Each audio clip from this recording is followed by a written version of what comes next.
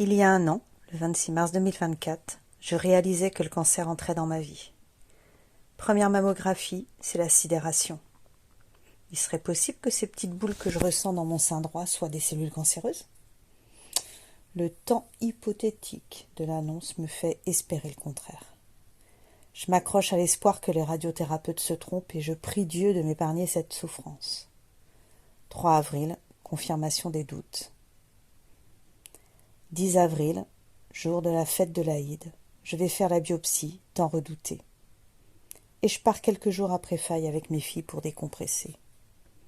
2 mai, l'oncologue m'annonce le cancer et le protocole de soins. 10 mai, TEP scan. 16 mai, chirurgie, pose de la chambre implantable de chimio. 27 mai, première cure de chimio.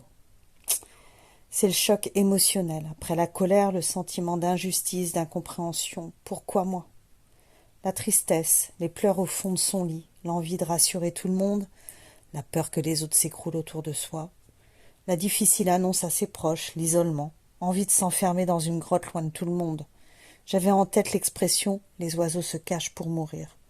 C'est ce que j'aurais eu envie de faire. Je me sens étouffée, j'ai envie de crier. Heureusement que je suis croyante. Alhamdulillah. J'ai cette certitude en moi que Dieu est bonté, que je vis cette épreuve pour apprendre. Comme s'il m'avait préparé à entendre et à accepter cette nouvelle. En tant que thérapeute, j'avais accompagné beaucoup de femmes pour leur cancer. En tant que fille, j'avais accompagné ma mère et mon père. C'est à cette période-là, après un déménagement, des événements émotionnels intenses pour mes enfants, que j'ai senti ces 2 petits grains sous mes doigts dans le sein droit. Mais bon, je me suis dit que c'était rien, que je m'inventais une histoire, que je n'avais certainement rien. J'ai quand même fait une formation pour me spécialiser sur le cancer du sein, l'accompagnement en phytothérapie pendant cette période, avec Anne Vastel. J'avais tout du profil type, mais je me sentais bien. Les boules dans mon sein grossissaient, je pensais que les mammos étaient néfastes et je reculais à l'échéance. Le rendez-vous était dans 1 an, soit, j'attendrai. J'allais voir le médecin qui, à la palpation, était rassurant. Pourtant, je sentais une fatigue en moi s'installer chaque hiver. Mais bon, j'avais pas le temps de m'en occuper. La famille était en pleine mutation, j'étais en pleine ascension entrepreneuriale, dans de multiples formations, prise H24 par mon activité. Plus beaucoup de temps de qualité pour mes proches le week-end, car je travaillais, et une charge mentale importante. Mais j'ai quand même fini par avoir un rendez-vous pendant le ramadan. J'ai failli l'annuler d'ailleurs pour cette raison.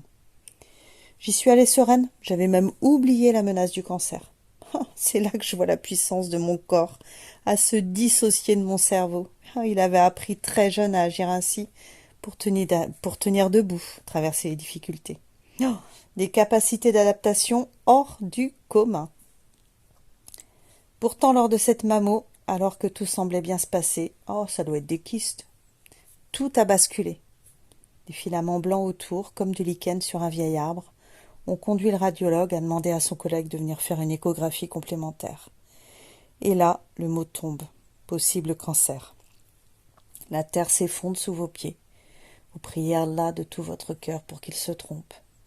Semaine suivante, je me retrouve à l'Institut de cancérologie de l'Ouest, là où j'accompagnais ma mère. Je veux pas que mon mari m'accompagne. Je veux pas lui transmettre mes peurs. Je veux qu'il soit présent à mes côtés quand j'aurai besoin. J'y vais seule. Je me perds dans les couloirs, je panique, j'arrive en retard. Je vois l'agacement de l'infirmière qui m'attendait. Elle me demande de m'installer. Elle pose un cathéter dans le bras et là, je m'écroule. Je prends conscience que mon corps ne m'appartient plus. Je maîtrisais mes émotions, mais je pleure. J'informe l'infirmière que c'est la première fois que je viens à l'hôpital, que j'ai besoin qu'elle m'explique ses gestes, car sans mots, c'est d'une extrême violence pour moi. Je suis tombée sur une radiothérapeute qui m'a dit que c'était vraiment catastrophique, que j'aurais dû venir plus tôt.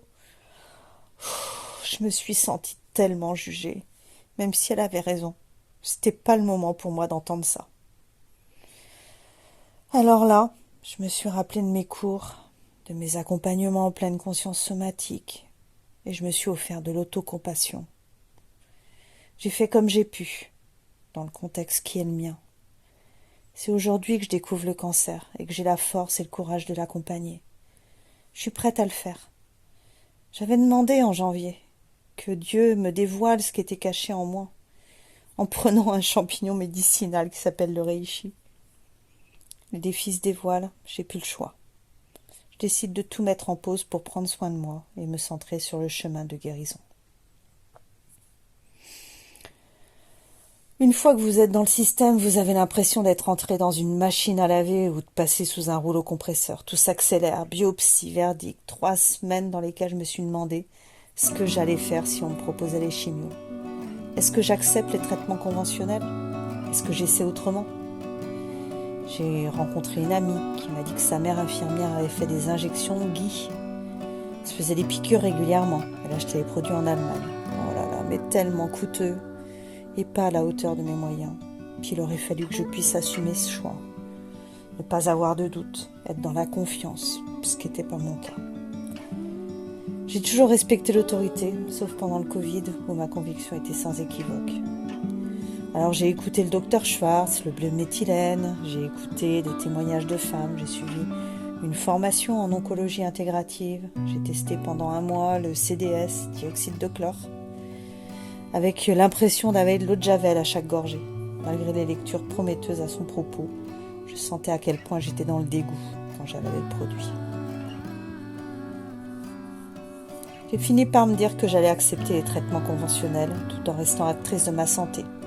J'ai vu un psychologue qui m'a aidé à y voir clair, j'ai consulté mes amis thérapeutes, j'ai reçu des soins énergétiques qui m'ont permis de pleurer et de rencontrer tout mon potentiel. J'ai fait des prières de consultation, tout m'a conduit à accepter. L'acceptation m'a amené à me laisser porter, accueillir mes émotions à chaque étape. Une amie très proche est venue me faire du shiatsu chaque semaine, elle m'a soutenue, écoutée avec bienveillance. Elle m'a encouragée à visualiser mon chemin de guérison à travers la chimio. Avant de démarrer les traitements, je me suis offert 1 semaine en bord de mer. Je me suis chargée d'iode, de balades, de lumière du soleil à la surface de l'océan. Je me suis chargée de l'énergie de la forêt, des arbres, de l'humus, des mousses, des lichens. J'ai passé chaque examen TEP-scan avec ces images et la vibration des noms d'Allah en demandant que mes cellules cancéreuses soient tuées et en enveloppant mes cellules saines d'amour et de protection. La méditation de Guy Corneau m'a été très utile pour comprendre comment faire au démarrage. Ensuite, j'ai fait moi-même mon protocole. Après chaque examen, je partais dans la forêt près de chez moi, en demandant à recycler les mauvaises énergies, à éliminer le toxique en moi et à me recharger d'énergie positive. L'eau a été une grande alliée pour emporter avec elle tous les fluides hors de mon corps. Avant la pause de la chambre implantable de chimio, j'étais au spa, à me détendre avec une amie. J'avais même pas imaginé la chirurgie. J'étais comme dans une autre dimension.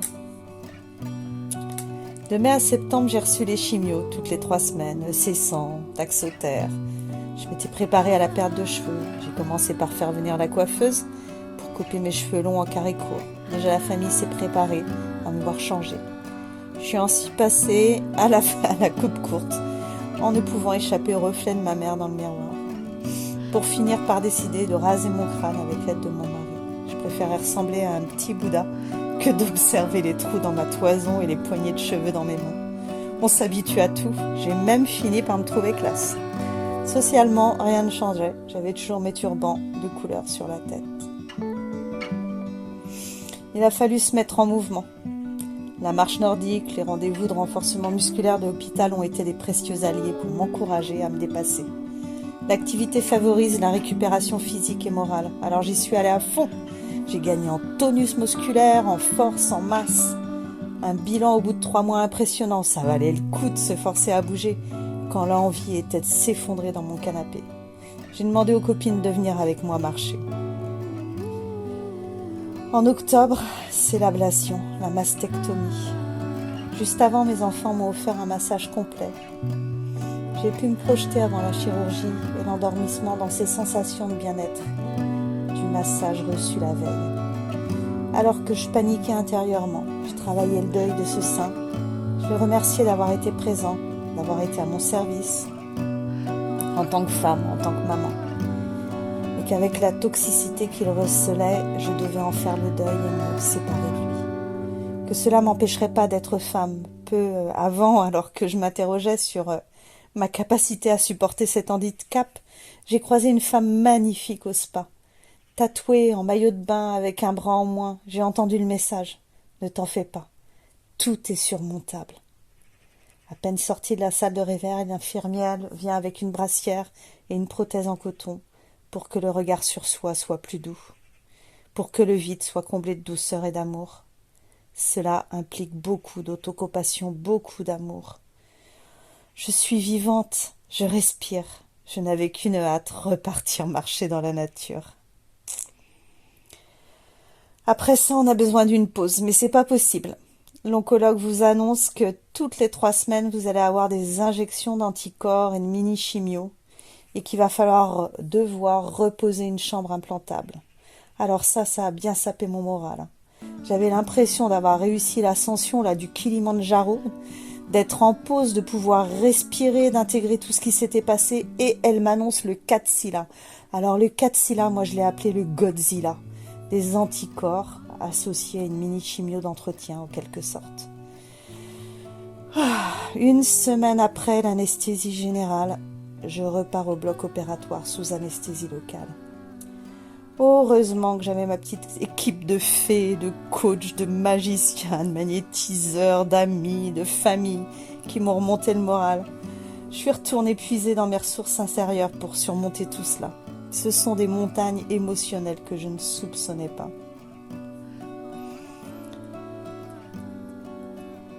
Autour de cette grande cicatrice, il y a des adhérences, des douleurs, des difficultés de circulation. La kiné a massé autour, elle a favorisé le mouvement, le drainage. Cela a permis de limiter les risques de gros bras, les cordes lymphatiques étaient cassées par cette mobilisation forcée du corps. J'ai choisi une kiné à 2 km de chez moi, j'y allais à pied pour profiter du parc, de la marche, de la respiration. 26 novembre, jour de mon anniversaire, j'ai reçu mes premiers rayons. Alors que j'étais inquiète de ce qui allait se passer, je plaisantais avec les radiothérapeutes en leur disant que j'étais prête à rayonner, à diffuser ma lumière. J'ai appris à rire de tout ce qui m'arrive, je me suis habituée. J'essaie de rester la plus positive possible, même si l'angoisse est présente.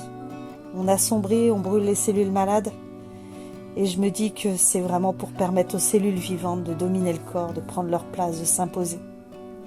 J'ai encore des injections toutes les 3 semaines d'anticorps, je suis confiante, surtout sereine. La mort a frappé à ma porte pour me rappeler qu'elle peut venir demain. Je suis devenue plus consciente de cette échéance. J'ai entendu que pour vivre le temps qu'il m'est donné de vivre, je dois transformer mes croyances, mes limites, mes habitudes, reconnaître ma mission d'âme, prendre soin de moi, lâcher prise, me laisser porter, me sauver moi-même avant de sauver le monde. Nouveau paradigme, nouvelle vibration, nouvelle porte d'entrée. Alors oui, le cancer sert à formuler des demandes à mon entourage, à demander des doigts pour moi, à recevoir l'aide des sœurs qui peuvent m'accompagner telle que je suis, marcher avec moi, rire, m'écouter, à demander qu'on arrête de m'emmener des gâteaux comme réconfort car j'avais un grand combat à mener contre le sucre, à apprivoiser ma peur de la maladie, de l'hôpital, de la mort, à travailler sur l'acceptation de la maladie, mais surtout à être dans l'urgence de vivre, à revenir au centre, à moi, à prendre soin de moi. Ça m'a aussi aidé à définir des priorités, arrêter le travail, reconnaître la charge entrepreneuriale, me laisser du temps pour récupérer, far niente, reposer mon mental, faire confiance à mes intuitions, décharger le fardeau du passé, mettre de l'amour sur mon histoire et mes blessures, ne pas me sentir responsable de l'obligation de réunir la famille, de préserver la paix et l'harmonie, accepter les ruptures comme un bien dans le système. Retrouver ma place dans mon système familial avec les constellations, apprendre à poser mes limites, à dire non, à repérer l'abus, le mettre à distance, à m'envelopper d'amour et de lumière. Les balades dans la nature, les prières, le dhikr avec les noms d'Allah. Ya Latif, Ya Salem, Ya Koudous, Ya Wadoud. À vivre l'instant présent pleinement sans se poser de questions. faire confiance à Dieu sur les personnes qu'il met sur mon chemin et me laisser porter par les expériences, à recevoir, à donner. Partir seule avec mon van aménagé, dormir près de la plage, flipper d'être seule, mais heureuse d'avoir accompli un rêve. Être heureuse d'être vivante, en mouvement, marcher, marcher, marcher. Après les chimios, entre les chimios, se forcer à aller à la muscu. Oh là là, être dans la gratitude de chaque coucher de soleil, de chaque bourgeon qui s'éveille. Laisser partir mes enfants, faire confiance. Vérifier l'amour et l'endurance dans le couple, l'entraide et l'encouragement à être vivant.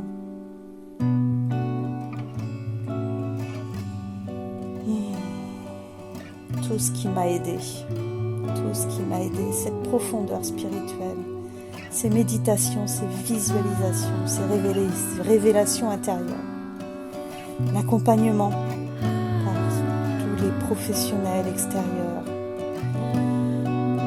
tout ça m'a aidé. Et la famille, la sororité, l'amour, la joie, le rire. Oui, parce qu'il mieux vaut en rire qu'en pleurer.